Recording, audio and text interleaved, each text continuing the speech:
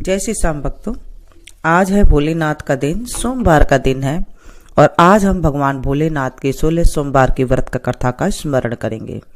बोलिए शंकर भगवान की जय। मृत्युलोक में विवाह करने की इच्छा करके एक समय श्री भूतनाथ महादेव जी माता पार्वती जी के साथ पधारे। वहां वे भ्रमण करते करते विदर्भ देशांतर्गत अमरावती नाम की अति रमणीक नगरी में पहुंचे। अमरावती नगरी अमरपुरी के सदृश सब प्रकार से सुखों से परिपूर्ण थी। उसमें वहां के महाराज द्वारा बनाई गई अति रमणीक शिवजी का मंदिर था। उसमें भगवान शंकर भगवती पार्वती के साथ निवास करने लगे। एक समय माता पार्वती प्राणपति को प्रसन्न देखकर मनो विनोद करने की इच्छा से बोली, हे महाराज, आज तो हम तुम दोनों चौसर खेले। शिवजी ने प्राण प्रिया की बात को मान लिया और चौसर खेलने लगे। उस समय इस स्थान पर मंदिर का पुजारी मंदिर में पूजा करने को आया। माता जी ने ब्राह्मण से प्रश्न किया, पुजारी जी बताओ, इस बाजी में दोनों में किसकी जीत होगी? ब्राह्मण बिना विचारे ही शीघ्र बोल उठा, महादेव जी की जीत होगी। थोड़ी देर में बाजी समाप्त हो गई और पार्वती जी की विजय हुई। अब तो पार्वती जी ब्राह्मण को झूठ बोलने का अपराध के कारण शाप देने का उद्धत हुई। तब महादेव जी ने पार्वती जी को बहुत समझाया, परंतु उन्होंने ब्राह्मण को कोढ़ी होने का शाप दे दिया। कुछ समय बाद पार्वती जी के शापवश पुजारी के शरीर में कोढ़ पैदा हो गया। इस कारण पुजारी अनेक प्रकार के दुखी रहने लगे। इस तरह के कष्ट भोगते हुए बहुत दिन हो गए। एक दिन देवलोक की अप्सराएं शिव जी की पूजा करने उसी मंदिर में पधारी और पुजारी के कोढ़ के कष्ट होने को देख बड़े दया भाव से उससे रोगी होने का कारण पूछा। पुजारी जी ने संकोच सब बातें उनसे कह दी। वे अप्सराएं बोली, हे पुजारी, अब तुम अधिक दुखी मत होना, भगवान शिव जी तुम्हारे कष्ट को दूर कर देंगे। तुम सब व्रतों में श्रेष्ठ 16 सोमवार के व्रत भक्ति भाव से करो। पुजारी अप्सराओं से हाथ जोड़कर विनम्र भाव से 16 सोमवार व्रत की विधि पूछने लगा। अप्सराएं बोली, जिस दिन सोमवार हो उस दिन भक्ति के साथ व्रत करे, स्वच्छ वस्त्र पहने, आधा सिर गेहूं का आटा ले, उसके 3 अंगा बनावे और घी गुड़ दीप नैवेद्य पुंगी फल बेलपत्र जनेऊ जोड़ा चंदन अक्षत पुष्पादि के द्वारा प्रदोष काल में भगवान शंकर की विधि से पूजन करे। तत्पश्चात 3 अंगों में से एक शिवजी को अर्पण करे, बाकी 2 शिवजी की प्रसादी समझकर उपस्थित जनों में बांट दे और आप भी प्रसाद ले। इस विधि से 16 सोमवार का व्रत करे। तत्पश्चात 17वें सोमवार के दिन पाव से पवित्र गेहूं के आटे की बाटी बनाए, तदनुसार घी और गुड़ मिलाकर चूरमा बनाए और शिवजी को भोग लगाकर उपस्थित भक्तों में बांटे। पीछे आप सब कुटुंब प्रसादी ले और भगवान शिव जी की कृपा से उसके मनोरथ पूर्ण हो जाते हैं। ऐसा कहकर अप्सराएं स्वर्ग को चली गई। ब्राह्मण ने यथा विधि 16 सोमवार पर व्रत किया तथा भगवान शिव जी की कृपा से रोग मुक्त होकर आनंद से रहने लगे।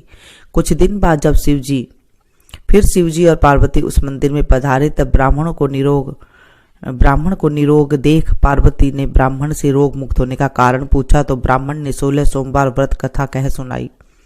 तब तो पार्वती जी ने अति प्रसन्न हो ब्राह्मण से व्रत की विधि पूछकर व्रत करने को तैयार हुई। व्रत करने के बाद उनकी मनोकामना पूर्ण हुई तथा उनके रूठे हुए पुत्र स्वामी कार्तिकेय स्वयं माता के आज्ञाकारी हुए। परंतु कार्तिकेय जी ने भी अपने यह विचार परिवर्तन का रहस्य जानने की इच्छा हुई और माता से बोले, हे माता जी, आपने ऐसा कौन सा उपाय किया जिससे मेरा आपकी और आकर्षित हुआ? तब पार्वती जी बड़ी 16 सोमवार की व्रत कथा उनको सुनाई। स्वामी कार्तिकेय बोले, इस व्रत को मैं भी करूंगा क्योंकि मेरा प्रिय मित्र ब्राह्मण बहुत दुखी दिल से परदेश गया है, हमें उससे मिलने की बहुत इच्छा है। कार्तिकेय जी ने भी इस व्रत को किया और उनका प्रिय मित्र मिल गया। मित्र ने इस आकस्मिक मिलन का भेद कार्तिकेय जी से पूछा तो वे बोले, हे मित्र, हमने तुम्हारे मिलने की इच्छा करके 16 सोमवार का व्रत किया था। अब तो ब्राह्मण मित्र को भी अपने विवाह की बड़ी इच्छा हुई। कार्तिकेय जी से व्रत की विधि पूछी और यथा विधि व्रत किया। व्रत के प्रभाव से जब वह किसी कार्यवश विदेश गया तो वहां के राजा के लड़के का स्वयंवर था। राजा ने प्रण किया था कि जिस राजकुमार के गले में सब प्रकार सिंगारित हाथेनी माला डालेगी, मैं उसी के साथ अपनी प्यारी पुत्री का विवाह कर दूंगा। शिव जी की कृपा से ब्राह्मण भी स्वयंवर देखने की इच्छा से राजसभा में एक और बैठ गया। नियत समय पर हाथेनी आई और उसने जयमाला उस ब्राह्मण के गले में डाल दी। राजा की प्रतिज्ञा के अनुसार बड़ी धूमधाम से कन्या का विवाह उस ब्राह्मण के साथ कर दिया और ब्राह्मण को बहुत सा धन और सम्मान देकर संतुष्ट किया। ब्राह्मण सुंदर राजकन्या पाकर सुख से जीवन व्यतीत करने लगा। एक दिन राजकन्या ने अपने पति से प्रश्न किया, हे प्राणनाथ, आपने ऐसा कौन सा पुण्य किया जिसके प्रभाव से हथिनी ने सब राजकुमारों को छोड़कर आपका वरण किया? ब्राह्मण बोला, हे प्राण प्रिय, मैंने अपने मित्र कार्तिकेय जी से यह कथा अनुसार 16 सोमवार का व्रत किया था, जिसके प्रभाव से मुझे तुम जैसी स्वरूपवान लक्ष्मी की प्राप्ति हुई। व्रत की महिमा को सुनकर राजकन्या को बड़ा आश्चर्य हुआ और वह भी पुत्र की कामना करके व्रत करने लगी। शिव जी की दया से उसके गर्भ से एक अति सुंदर, सुशील, धर्मात्मा और विद्वान पुत्र उत्पन्न हुआ। माता पिता दोनों उस देव पुत्र को पाकर अति प्रसन्न हुए और उसका लालन पालन भली प्रकार से करने लगे। जब पुत्र समझदार हुआ तो एक दिन उसने अपनी माता से प्रश्न किया, माँ, तुमने कौन सा तप किया है जो मेरे जैसा पुत्र तुम्हारे गर्भ से उत्पन्न हुआ? माता ने पुत्र का प्रबल मनोरथ जानकर अपने किए हुए 16 सोमवार व्रत को विधि सहित पुत्र के सन्मुख प्रकट किया। पुत्र ने ऐसे सरल व्रत को और सब तरह से मनोरथ पूर्ण करने वाले सुना तो वह भी इस व्रत को राज्याधिकार पाने की इच्छा से हर सोमवार को यथाविधि करने लगा। उसी समय एक देश के वृद्ध राजा के दूतों ने आकर उसका एक राजकन्या के लिए वरण किया। राजा ने अपनी पुत्री का विवाह ऐसे सर्वगुण संपन्न ब्राह्मण युवक के साथ करके बड़ा सुख प्राप्त किया। वृद्ध राजा के दिवंगत हो जाने पर यही ब्राह्मण बालक गद्दी पर बिठाया गया, क्योंकि दिवंगत भूप के कोई पुत्र नहीं था। राज्य का अधिकारी होकर भी वह ब्राह्मण पुत्र अपने 16 सोमवार के व्रत को करता रहा। जब 17वां सोमवार आया तो वह विप्रपुत्र ने अपनी प्रियतमा से सब पूजन सामग्री लेकर शिवालय में चलने के लिए कहा, परंतु प्रियतमा ने उसकी आज्ञा की परवाह न की। दास दासियों द्वारा सब सामग्रियां शिवालय भिजवा दी और आप भी नहीं गई। जब राजा ने शिव जी का पूजन समाप्त किया तब एक आकाशवाणी राजा से प्राप्ति हुई। राजा ने सुना, हे राजा, अपने इस रानी को राजमहल से निकाल दे, नहीं तो तेरा सर्वनाश कर देगी। ऐसी वाणी को सुनकर राजा ने आश्चर्य का ठिकाना न रहा और तत्काल ही मंत्रणा गृह में आकर अपने सभासदों को बुलाकर पूछने लगा, हे मंत्रियों, मुझे आज शिव जी की वाणी हुई है कि राजा तू अपनी इस रानी को निकाल दे, नहीं तो तेरा सर्वनाश कर देगी। मंत्री आदि सब बड़े विस्मय और दुख में डूब गए, क्योंकि जिस कन्या के कारण राज मिला, राज उसी को निकालने का जाल रचता है।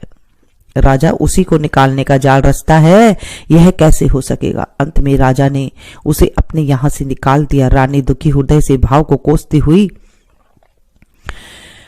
कोसती हुई नगर के बाहर हुई। बिना पदात्रण, फटे वस्त्र पहने, भूख से दुखी, धीरे धीरे चलकर रानी एक नगर में पहुंची। वहां पर एक बुढ़िया सूत काट कर बेचने को जाती थी। राजा रानी की करुण दशा को देख बुढ़िया बोली, चल तू मेरा सूत बिकवा दे, मैं वृद्ध हूं, भाव नहीं जानती हूं। ऐसी बात बुढ़िया की सुन रानी ने बुढ़िया के सिर से सूत की गठरी उतार अपने सिर पर रखी। थोड़ी देर बाद आंधी आई और बुढ़िया का सूत पोटली सहित उड़ गया। बेचारी बुढ़िया पछताती रह गई और रानी को अपने सास से दूर रहने को कह दिया। अब रानी एक तेली के घर गई। तेली सब मटके शिवजी के प्रकोप से कारण उसी समय चटक गई। ऐसी दशा देख तेली ने रानी को अपने घर से निकाल दिया। इस प्रकार रानी अत्यंत दुखी पाती हुई सरिता के तट पर गई तो सरिता के समस्त जल सूख गया। तत्पश्चात रानी एक वन में गई। वहां जाकर सरोवर में सीढ़ी से उतर पानी पीने को गई। उसके हाथ से जल का स्पर्श होते ही सरोवर में नील कमल के सदृश जल में असंख्य कीड़े पड़ गए और वह गंदा हो गया। रानी ने भाग्य का दोषारोपण करते हुए उस जल को पान करके पेड़ की शीतल छाया में विश्राम करना चाहा। वह रानी जिस पेड़ के नीचे जाती उस पेड़ के पत्ते तत्काल ही गिरते रहते। वह वन सरोवर जल की ऐसी दशा देखकर गऊ चराते ग्वालों ने अपने गुसाई जी से कहा, जो जंगल में स्थित मंदिर के पुजारी थे। कही गुसाई जी के आदेशानुसार ग्वाले रानी को पकड़कर गुसाई जी के पास ले आए। रानी ने मुख कांति और शरीर शोभा देख गुसाई जी जान गए कि अवश्य ही कोई विधि की गति की मारी कुलीन अबला है। ऐसा सोच पुजारी ने रानी से कहा, पुत्री, मैं तुमको पुत्री के समान रखूंगा, तुम मेरे आश्रम में ही रहो, मैं तुमको किसी प्रकार का कष्ट नहीं होने दूंगा। गुसाई जी के ऐसे वचन सुन रानी को धीरज हुआ और वह आश्रम में रहने लगी। परंतु आश्रम में रानी जो भोजन बनाती उसमें कीड़े पड़ जाते, जल भर के लाती तो उसमें कीड़े पड़ जाते। अब तो गुसाई जी भी दुखी हुआ और रानी से कहा, हे बेटी, तेरे पर कौन से देवता का कोप है जिससे तेरी ऐसी दशा हो गई है। पुजारी की बात सुन रानी ने शिव जी की पूजा करने की न जाने की बात सुनाई तो पुजारी शिव जी महाराज के अनेक प्रकार की स्तुति करते हुए रानी से बोले, पुत्री, तुम सब मनोरथ के पुण्य करने वाले 16 सोमवार का व्रत करो, उसके प्रभाव से अपने कष्ट से मुक्त हो सकोगी। गुसाई जी की बात मानकर रानी ने 16 सोमवार का व्रत को विधिवत संपन्न किया और 17वें सोमवार को पूजन के प्रभाव से राजा के हृदय में विचार उत्पन्न हुआ कि रानी को गए बहुत समय व्यतीत हो गया है, न जाने कहाँ कहाँ भटकती होगी, उसे ढूंढना चाहिए। यह सोच रानी को तलाश करने चारों दिशाओं में दूत भेजे हुए तलाश करते हुए पुजारी के आश्रम में रानी को पाकर पुजारी से रानी को मांगने लगे, परंतु पुजारी ने उनसे मना कर दिया तो दूत चुपचाप लौट गए और आकर महाराज के सन्मुख रानी का पता बतलाने लगे। रानी का पता पाकर राजा स्वयं पुजारी के आश्रम में गए और पुजारी से प्रार्थना करने लगे, महाराज, जो स्त्री आपके आश्रम में रहते हुए मेरी पत्नी है, शिव जी के कोप से मैंने उसको त्याग दिया था, अब इस पर से शिव जी का कोप शांत हो गया, इसलिए मैं इसे लेने आया हूँ, आप इसे मेरे साथ जाने की आज्ञा दे दीजिए। गुसाई जी ने राजा के वचन को सत्य समझकर रानी को राजा के साथ जाने की आज्ञा दे दी। गुसाई की आज्ञा पाकर रानी प्रसन्न होकर राजा के साथ महल में गई। नगर में अनेक प्रकार के बधावे बजने लगे। पंडितों ने विविध वेद मंत्रों का उच्चारण करके अपनी राजरानी का स्वागत किया। ऐसी अवस्था में रानी ने पुनः अपनी राजधानी में प्रवेश किया। महाराजा ने अनेक तरह के ब्राह्मणों को दानादि देकर संतुष्ट किया, याचकों को धन धन धान्य दिया। नगर में स्थान स्थान पर सदा व्रत खुलवाए जहां भूखों को खाने को मिलता था। इस प्रकार से राजा शिवजी की कृपा का पात्र हो राजधानी में रानी के साथ अनेक तरह के सुखों का भोग करते हुए सोमवार का व्रत करने लगे। विधिवत शिव पूजन करते हुए इस लोक में अनेक अनेक सुखों को भोगने के पश्चात शिवपुरी को पधारे। ऐसे ही जो मनुष्य मनसा वाचा कर्मणा भक्ति सहित 16 सोमवार का व्रत पूजन इत्यादि विधिवत करता है, वह इस लोक में समस्त सुखों को भोग कर अंत में शिवपुरी को प्राप्त होता है। यह व्रत सब मनोरथ को पूर्ण करने वाला है। बोलिए शंकर भगवान की जय, देवादिदेव महादेव की जय। जब 16 सोमवार करते हैं तो आधा सेर गेहूं का आटा लेते हैं और उसमें गुड़ मिला करके, 1 पाव गुड़ मिला करके, उसके बाद जो है 3 लड्डू बनाते हैं। उसका पहले आप रोट बना लें और उसके बाद उसके 3 लड्डू बनाएं। 1 लड्डू शंकर जी पे चढ़ाते हैं, 1 लड्डू बांट देते हैं प्रसाद में और 1 लड्डू खुद को खाना होता है। घी की मात्रा बिल्कुल कम रखनी होती है, घी ज्यादा नहीं डालते हैं, 1 चम्मच या 2 चम्मच ही इतना ही इसमें डालते हैं। जब 16 सोमवार आपका पूरा हो जाए, 17वें सोमवार को 5.25 सेर आटे का बनाते हैं, यानी कि गुड़ और गेहूं मिला करके 5.25 सेर होना चाहिए। इतना करके इस आटे का चूरमा बनाते हैं, बना करके रोटी बना करके, और उसके बाद गुड़ के साथ उसे मिला करके थोड़ा सा घी डाल करके बना करके ये चूरमा बनाया जाता है। फिर मंदिर में जैसे चढ़ाते हैं वैसे चढ़ाएं और आपके लिए 1 लड्डू रख लेते हैं और बाकी सारा प्रसाद हर जगह बांट देते हैं। ऐसे इस व्रत का उद्यापन किया जाता है। 17 सोमवार को उद्यापन करते हैं। वैसे तो 16 सोमवार कई चीजों से होता है। मिश्री से करते हैं, दूध से करते हैं, चरनामृत से करते हैं, तुलसी दल से करते हैं, केला से करते हैं, मतलब कई तरीके से ये 16 सोमवार किए जाते हैं। जैसे आपको अच्छा लगे आप वो वाला सोमवार उठा सकते हैं, कर सकते हैं। 16 सोमवार में सिर्फ ये मीठा ही खाना होता है, एक टाइम खाना होता है। अगर आपने चाय लेते हैं तो सुबह आप चाय ले सकती हैं, उसके साथ अगर आपसे नहीं रहा जाता है तो कुछ बादाम वगैरह भिगो करके जो लेते हैं वो आप ले सकती हैं। शाम को भी आप थोड़ा सा ले सकती हैं, लेकिन नमक नहीं खाना होता है 16 सोमवार में। इस तरह से ये व्रत किया जाता है। जिनकी लड़कियों की शादी नहीं होती है वो इसलिए भी व्रत रखते हैं, और कोई भी काम ना हो तो उसके लिए भी ये व्रत रखा जाता है। और कथा कहानी कहने के बाद अगर आप व्रत भी नहीं कर सकते हैं तो आप कथा कहानी कर लें। आप लड्डू जैसे आप चढ़ाते हैं वैसे आप चढ़ा सकते हैं, क्योंकि आजकल शरीर ऐसा नहीं है। कई बार बोल देते हैं कि मैं 16 सोमवार करूंगी और उसके बाद फिर करा नहीं जाता है तो दिक्कत पैदा हो जाती है। तो आप इस तरह से कथा कहानी कर लें और आप लड्डू बना करके इस तरह से चढ़ा सकते हैं। उसके बाद आपको जो है आरती करनी चाहिए। चलिए हम आरती करते हैं भगवान भोलेनाथ की। बिल्कुल पुराने जो हमारी आरती है वही आज हम गाएंगे। कर्पूर गौरम करुणावतारम संसार साराम भुजगेन्द्रहारम सदा वसंतम हृदयारविंदे भवं भवानी सहितं नमामि। शीस गंग अर्धंग पार्वती सदा विराजत कैलासी नंदियो भृंगी निरत करत है, नंदियो भृंगी निरत करत है गुण भक्तन शिव के दासी। शीतल मंद सुगंध पवन जहाँ बैठी हैं शिव अविनाशी करते गान गंधर्व सप्त सुर राग रागनी अति गासी। यक्ष रक्ष भैरव जहाँ डोलत बोलत है बन के वासी। कोयल शब्द सुनावत सुंदर भंवर करत है गुंजासी।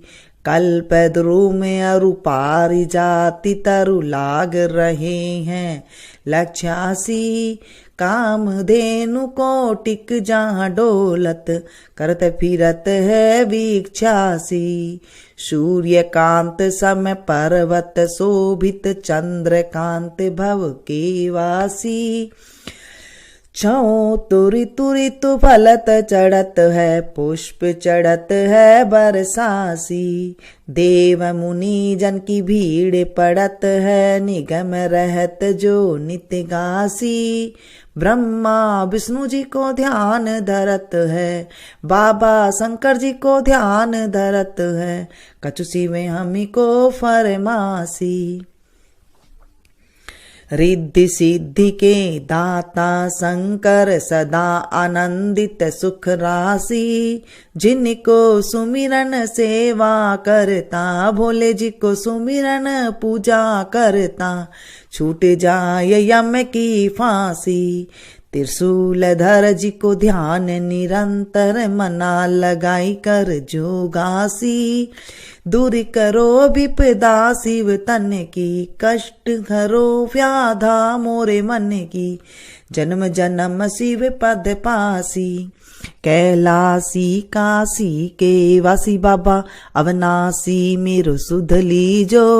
सेवक जान सदा चरणन को पायक जान हरि दर्शन को।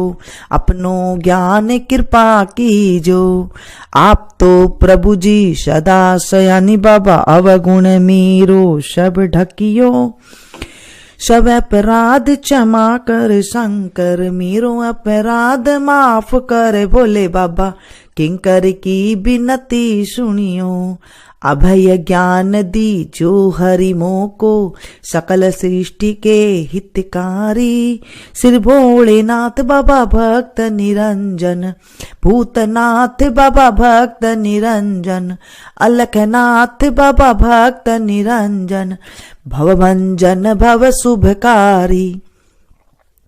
काल हरो हरि कष्ट हरो हरि दुख दुख हरो दारिद्र हरो, नमामि शंकर भवानी भोले बाबा, नमामि शंकर भवानी भोले बाबा, हर हर शंकर आप शरणम, सेवा पूजा बंदगी सभी तुम्हारे हाथ, मैं तो कुछ जानू नहीं तुम जानो रघुनाथ, सिंह चढ़े दुर्गा मिले गरुड़ चढ़े भगवान, बैल चढ़े शिव जी मिले तो पूर्ण होए सब काम, सदा भवानी दायिनी सन्मुख रहत गणेश, पांच देव रक्षा करे ब्रह्मा विष्णु महेश, सांब सदा शिवाय नमः, बोले शंकर भगवान की जय।